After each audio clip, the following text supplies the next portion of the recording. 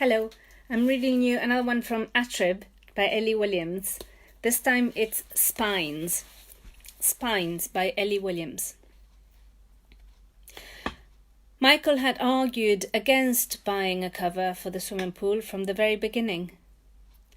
As he explained to his family whenever the subject was broached, he made sure to emphasize that he had just bought them a holiday cottage in an enviable location a mere 2 hours away from Toulouse. The last thing he wanted to add to the bill was a synthetic 20-foot blue eyelid that would spoil the view and fill up the garden space.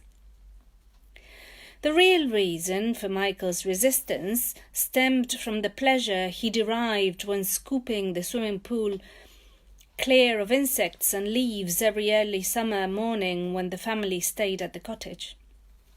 Dredging specks and debris from the pool while the rest of the family were still asleep provided a real, ever-replenishing source of satisfaction for Michael. The gunk and flotsam appeared overnight, and every day he was able to sweep it aside. He felt that he could now complete the task in a way that was both economic in energy and graceful in execution, dragging the long-handled net across the length of the pool in level, practiced arcs. The movement felt good. On the few occasions that the net struck the bottom of the pool, Michael endured a gentle, jarring shock across his teeth that he found gratifying. Once the pool was bare, he would stand back, shake the contents of the net onto the lawn, and admire the freshly scarped blue water with such pride you might think that the pool, garden and cottage beyond was a scene he had just painted. Just as this pool clearing had become her husband's private summer ritual, Jessica's holiday habit was feigning sleep as Michael crept from their bed. She would then steal to the window and watch him at his task. Each year, it struck Jessica that the French sun did fine things to Michael's forearms and brought out new colours in the flicks and swivels of his hair. From Jessica's window, as she squinted in the fresh Tuesday morning sunlight, a hedgehog, a small apostrophe in the water, made its way along the side of the pool. She noticed the hedgehog only a few seconds after Michael. He had ceased his dredging and was looking at the water. "Is that a rat?" she called down. Michael's glasses flashed hot and blank up to their bedroom window. "Of course it's not a rat." "Get it out," Jessica said, and she pulled her pyjamas more tightly about her.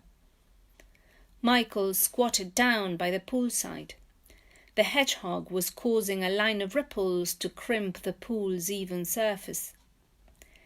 "It's not a rat," he repeated. He raised his voice. "I wouldn't just stand here and let a rat swim in my pool." Jessica did not move from the window. "Just heft it into the rosemary." From what Jessica could see, the hedgehog seemed bent on swimming along the pool's circumference. Its snout occasionally hit the ceramic tiles. This contact only served to punt the hedgehog a further inch into the centre of the pool. Michael straightened. The sunlight glared across the metal pole in his hands and threw a neon fuzz across Jessica's line of sight. "It'll figure how to climb up the side in its own time," he said, and he turned away to continue dredging up at the other end of the pool. Jessica had a long shower and put up her hair. She noticed that there was already a band of pleasingly paler skin visible beneath her watchband, the early litmus test of good holiday weather. She tugged the bed linen into something approaching neatness and folded her and her husband's unmatching pyjamas under their designated pillows. Knowing her son did not like to be woken during the holidays much earlier than lunch, Jessica made her way to the kitchen. Bananas were already fading to a manila brown in the fruit bowl, and the tomatoes on the sideboard had developed tired dewlaps and paunches. She binned them both. The outside air smelt of dried grass, and Jessica swatted a wasp away from her still wet hair. She looked at the swimming pool. The hedgehog was trying to find perches on the sheer lining, and its progress along the poolside seemed to have slowed. "Can't you fish it out?" she asked Michael again. He was eating a plum, and she noticed a bright vein of juice falling along his arm. "I need to oil the lawnmower," he said. "Now?" The day progressed, and the hedgehog kept swimming. A group of curious swallows, dark uniformed and peak-capped like little gendarmerie, began flitting from the sky to drink at the pool. They veered away mid-swoop in perfect formation from the unexpected prickled smudge trailing across the water's surface. Without a word to Michael, who was clanking and swearing in the outhouse, Jessica laced her trainers and went for a walk to the nearest village. The roads were raw and dusty, and all the neighbouring fields and hillsides rusted over with sun. Roadside blackberries were scorched and had grown tarry on their brambles. Rather than clearing her head as she had hoped, the hour-long walk only made her sticky and irritable. "The baker's was shut," she announced to the poolside upon her return. Her son Jamie had risen from his bed by now and was in the pool, hooting and splashing in the pre-lunch swim. Jamie was freshly teenaged and tanning faster than either Michael or Jessica. He shouted louder than his parents had in years. For a moment, still slightly dazed from the walk and noon heat, Jessica felt startled by the sight of him. I've already bought some croissants for tomorrow," Michael said as his wife drew closer to the house. He was wearing sunglasses now and seemed to be enjoying his book. "I cycled there while you were showering." "I needed crusts," Jessica replied. The hedgehog was in the middle of the pool, turning small circles. "Do you think croissants count as crusts?" Michael put down his book. "I thought that we could tempt it out with milk and bread crusts," Jessica went on. She touched the side of her head. "That's what we used to give hedgehogs when I was small. Crusts and milk in a little green saucer. We had to shoo the neighbours' cats away every 5 minutes." "That's precisely what you're not supposed to feed them," Jamie said. He was treading water and seemed completely oblivious to the hedgehog, caught in the wake of his strokes. No doubt his father had explained the situation.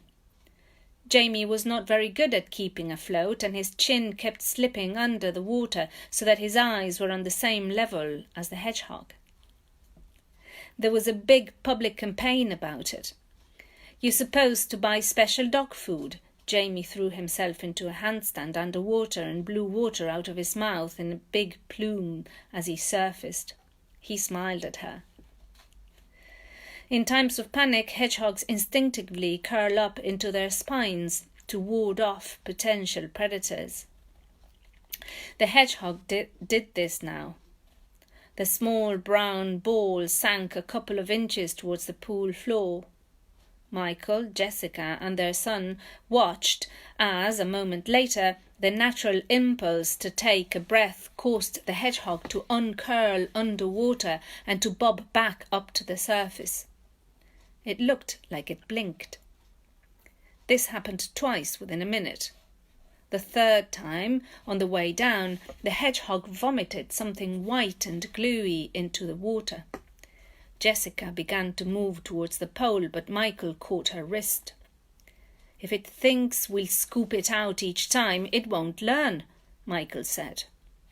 There was a rainbowed thumbprint of grease over one eye of his sunglasses. Look, there it goes, swimming off again. It'll get the gist. There's another one watching, her son said from the pool. He pulled a disgusted face as the hedgehog resumed its dogged, blind strokes in his direction.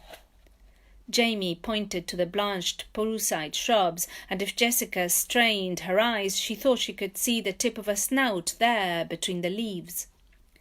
She returned her eyes to the thumbprint of her husband's glasses. "They're supposed to be nocturnal," Jamie continued. "That was in the same program as the dog food information." "That one might be its mate," Jessica said. "They're not swans," Michael rejoined, taking his book up again. "I don't know if hedgehogs go in much for exclusivity." "I didn't know France had hedgehogs," said Jamie, "let alone that they popped up in the summer. For all we know, that other one over there could be laughing at it. Either way, it's gross." Jamie hoisted himself from the pool in a single glossy rush of movement and began toweling himself down. Jessica came around to help him, pushing his hair into jutting, slick peaks. He was almost old enough to start feeling embarrassed by this contact, and Jessica felt him shrug away a little with each pull of the towel. "They're basically vermin," said Michael. He was looking over his glasses at his book.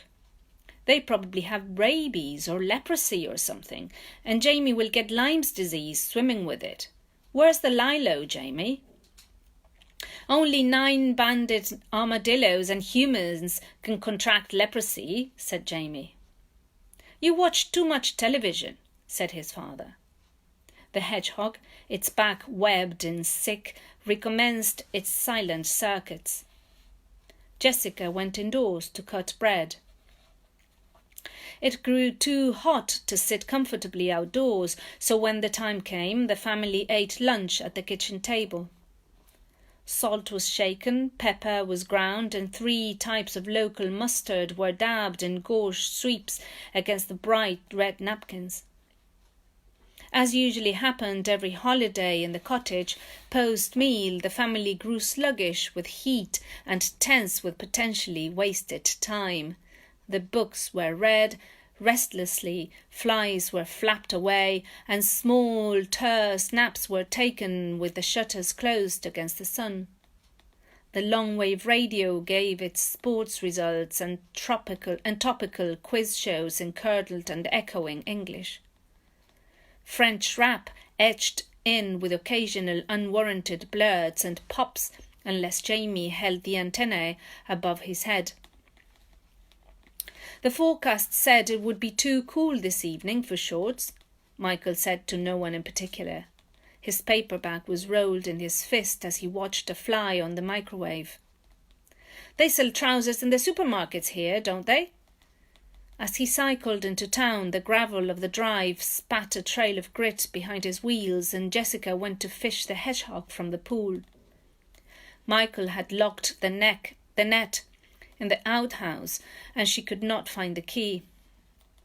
By the time her husband returned, Jessica did not remember to ask him about it. They went back to their books. In the cool of the evening, the family returned to the poolside with tea lights and vinaigrette, and they ate omelette with salad and avoided speaking about the weather. Michael had swapped his shorts for linen trousers. While Jessica went back inside to fetch dessert, her husband broke the silence to say he would wait until morning before he removed the 2 still hedgehogs floating in the pool. The water of the pool seemed dim and gentle in the twilight, and the hedgehogs were right in the very centre, sitting like asterisks, like parodies of stars. That was Spines by Eley Williams from Atrib and Other Stories. Do let me know what you thought and how you interpreted these hedgehogs in the swimming pool. And I think one of the most interesting things about this story is this sort of atmosphere that it conveys, or that it describes. Do let me know what you thought about it and how it came across and how you felt it. Yeah, do let me know what you thought. Thank you very much for listening.